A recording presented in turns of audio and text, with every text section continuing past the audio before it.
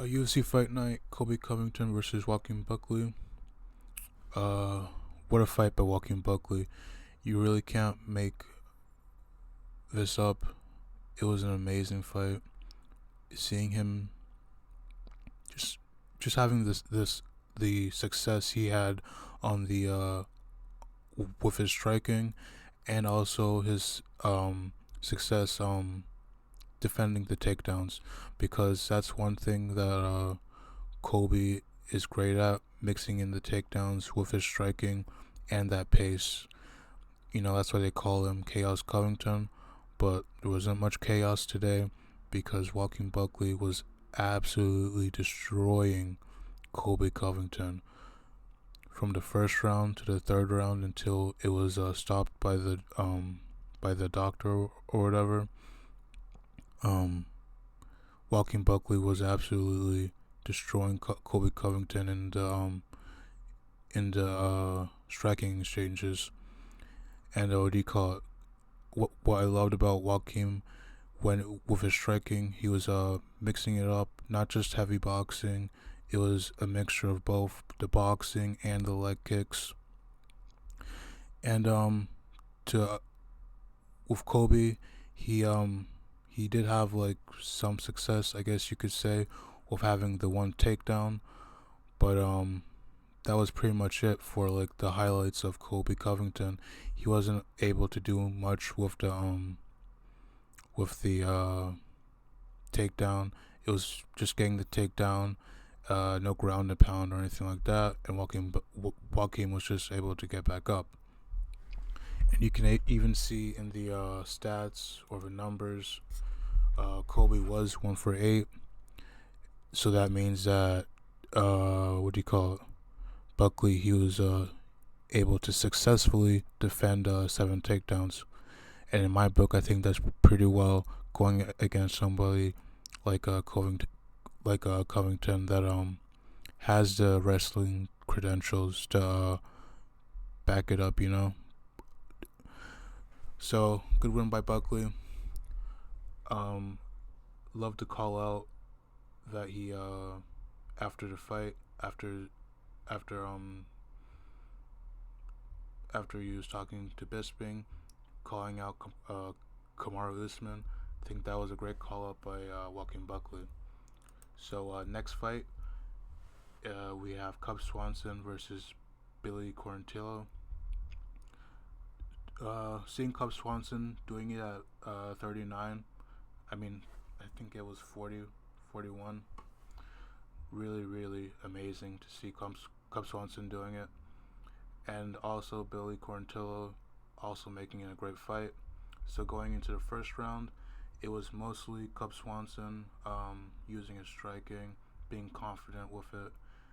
You could see in the fight that Cub Swanson, he was had his hands down for most of the fight, so he was feeling very confident with his striking, and he was able to for the most part dominate the first round with his striking.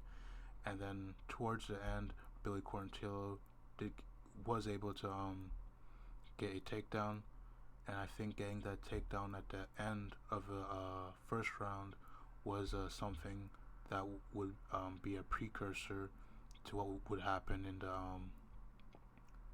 second round. So going into the second round, Billy Quarantillo, he used his wrestling and his striking to mix it up to put a pace on Cub Swanson, something that Colby used to and sometimes does, but not of late. But Billy Quarantillo was able to kind of mimic that way of to victory that some wrestlers do have, with mixing in the takedowns and the striking, and just wearing on a striker. And I do think in the second round, the pace and the threat of the takedowns and the threat of the takedown and the takedowns that he got did play a role in wearing down Cub Swanson and getting and winning the round for Billy in the second. So going into the third, pretty much it was a 1-1 for me. Cub Swanson getting the first round, Billy Quarantillo getting the second round, and then in the third, it was pretty much off to the races, you could say, because both of them knew that it was 1-1. So they were both fighting, and towards the and as the fight went on in the third, it became a war, and they both basically put it out there. And with time running down, Cub Swanson is able to get an incredible knockdown and to end the fight. So great win by Cub Swanson. I don't know if he's gonna keep on going, as he's like 41, and he didn't say if he was gonna retire or not.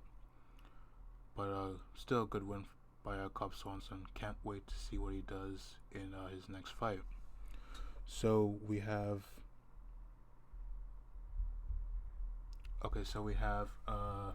next fight, Manel Kape versus Bruno Silva. Now, from the get-go, this fight did not start off the right way. Bruno Silva was definitely groin hunting. I think he had like at least 3 or so total, maybe 2 in like the first 2 rounds. It was an insane pace that he was putting on with the groin hunting. But Kape did put that aside, and he was able to, first 2 rounds, he was just dominating Bruno Silva. You could see that Kape was ahead in the striking, just like 3 levels ahead. Felt like just putting multi-piece combinations on Bruno Silva. And then in the third, he was able to get the knockdown. Really good knockdown. Kape, one of the more dynamic strikers in the flyweight division, and he showed it tonight with getting the knockdown. All right, so we got the next fight. Next fight was in the light heavyweight division. It was Vitor Petrino versus Dustin Jacoby. Both of these fighters are both of them have power in their hands, and it's a light heavyweight, so you knew that there was great potential for one of them to get the knockout. But it didn't go as you would have kind of expected, because first round, second round, pretty slow going. They were just kind of feeling each other out. They were trying to get a read on each other, because they both know that at any time that somebody could get a KO. But towards the end of the third, Dustin Jacoby was able to pretty much play his game of evading and not taking too much damage from Vitor. And Vitor was trying to mix it up a bit. I think he did go for 4 takedowns, but was not successful on those takedowns. And as you can see in the striking, pretty close, significant strikes, 40, 45. And I do think the small margin that Jacoby had was you could kind of see that he was kind of avoiding strike, not taking too much damage, and I do think that was pretty smart on his part, because by the end of the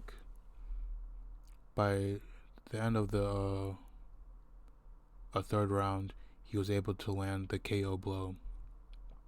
Nasty KO blow by Jacoby, and to do it towards the end, insane finish by Jacoby. Alright, so we got the next fight, Adrian Yanez versus Daniel Marcos. Now this fight definitely had me irritated because of how it kind of played out. So what happens? Um, First round, Marcos inflicts a double foul on Yanez, a groin shot plus a eye poke, and there was no point taken for it. So, in my opinion, kind of crazy, no point taken, but it is kind of first round and getting two fouls like that. I guess it's kind of understandable. First round didn't take a point. I forget who was reffing the fight, but they probably gave them a fair warning to not do it again, if you know what I mean. But what do you call it? I think even if like a point wasn't taken out, I think it could have still went to Marcos because I don't think Yanez was doing enough to really get a decisive win, because I think for the most part it was kind of even on the feet. There is like a disparity in strikes and stuff like that, but I think Yanez was in there from the most part.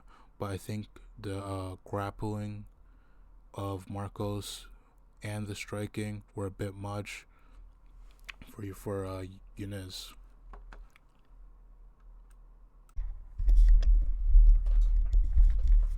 All right, guys, we got the next fight. We have Sterling versus Tacos.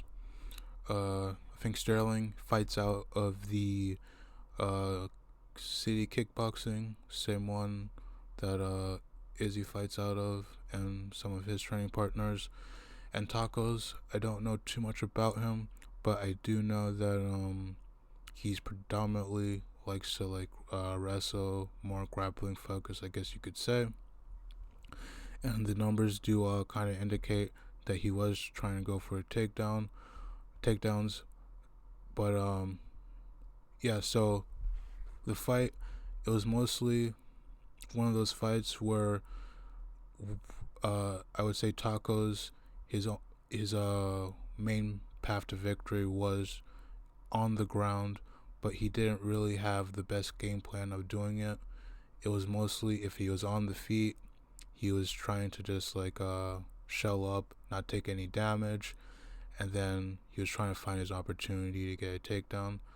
And then Sterling, I think Sterling did do a good job, because these type of fighters who only have really one path to victory, if it's let's say trying to get the um, takedown or trying to use it for control time, they what do you call it? It can be they can be tricky, and that trickiness can lead to them somehow getting a victory. But I think, as you can see with Sterling, he was able to put on a pretty good striking clinic, and just get get to the uh, get to the decision safely, because you never know how with these grapplers how you fall down and they suddenly just slatch up and get you, get a submission on you. So good on Sterling for staying safe with his takedown defense, and not letting this Tacos guy really find a sneaky way to a victory. And also, good win for Sterling because this was his debut. So, heading over to the prelims, we have Michael Johnson versus Azaitar. Now, Michael Johnson coming back. I don't know how, if there was much of a delay, or like if there was a lot of time between his first two. I mean his last fight, but this fight was amazing by Michael Johnson. I would say first round, Michael Johnson, Ottman, they were both both striking. No one was I do think Michael won the first round, but close. I mean, Michael won, but it wasn't like a dominating win for the first round. I think Michael was still trying to find his rhythm, trying to find his rhythm with his striking, basically. Trying to get a read on Azaitar, because Azaitar does have power in his hands, and not trying to get caught, basically. So by the second round, Michael was able to kind of figure out Azaitar with what he was trying to do, and you could see that because he got the KO, second round, nasty right to get the win by KO.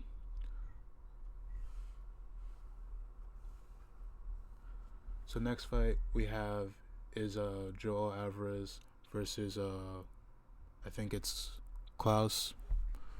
Forgive me if I'm saying that wrong. And this was also a KO. These prelims were insane. The amount of KOs we had on the prelims, nasty work.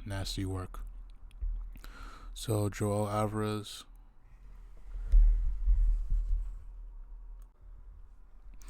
Alright, so we got the last, what was I going to say? Okay, so we have Joel Alvarez versus Jakar Close. Think I'm saying that right? Don't know.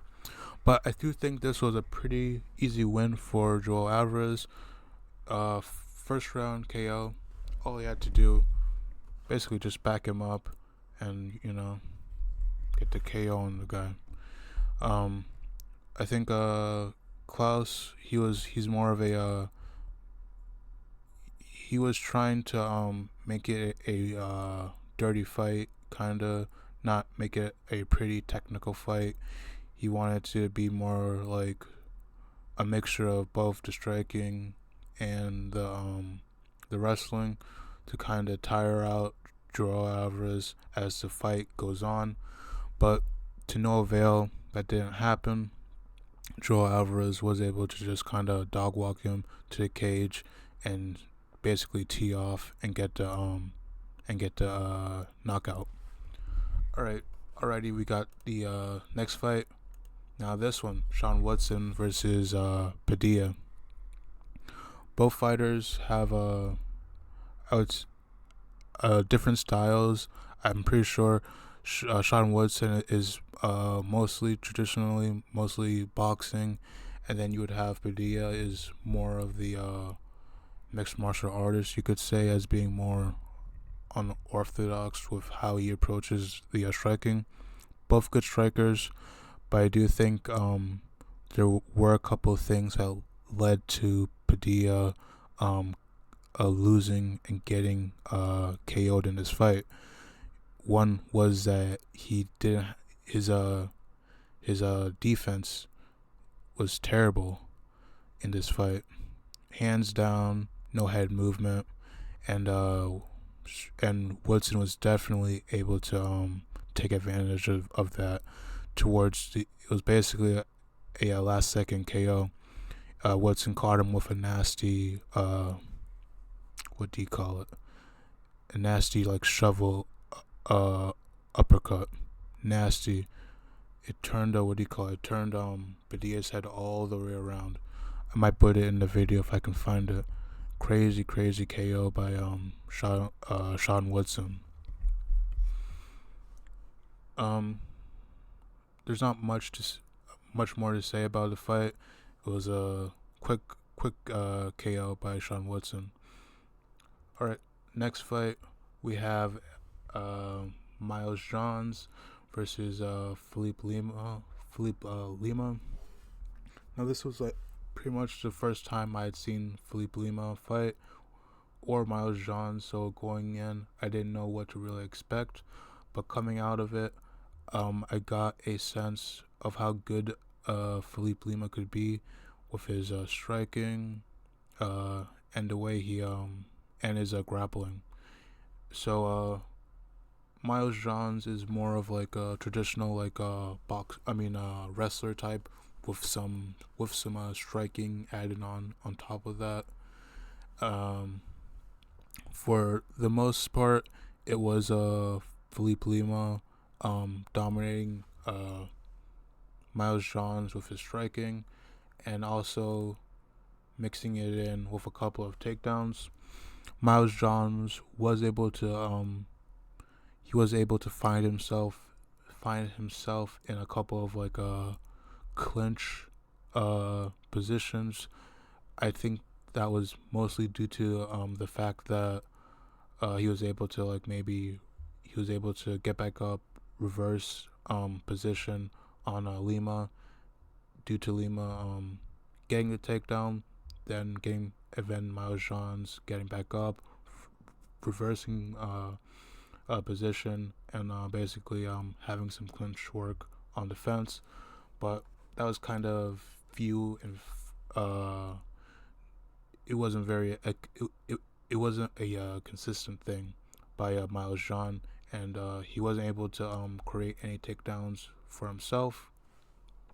And I do think Philip Lima's his defense was something that was pretty good.